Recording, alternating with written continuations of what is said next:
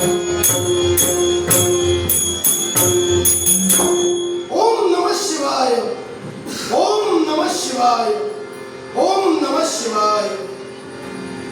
शांताकारं भुजगशयनं पद्मनाभं सुरेशं विश्वाधारं गगनसदृशं मेघवर्णं स्वादेशो।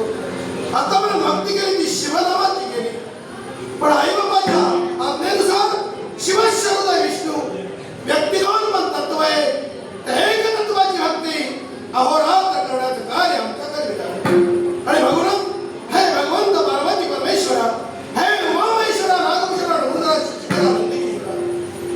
तुझ्या आशीर्वादाच्या वेगे करून न्यायाचा तात्मा मी आमच्या घेतला।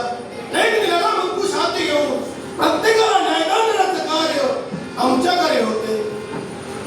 आणि ज्यावेळी न्यायाचा तात्मा आम्ही आमच्याकडे घेतो त्यावेळी त्यांच्या काळाचे शब्द बाहेर पडतात आणि त्यांच्या काळाचे शब्द ऐकले काळाची दिशा शांत होते, मनाचा उद्वेग तिथे थांबतो, आनंद मनाशी बिघडतो, पाश्चात गोष्टीची आठवण होते।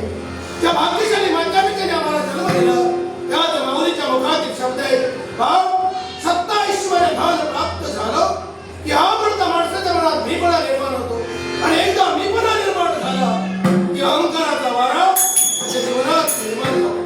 सुंदर ज्ञान अवरांश मेकवासाचा धनी होतो, म्हणून माणसाला मोठेपणाचं मिळू द्या, मानाचं स्थान मिळू द्या।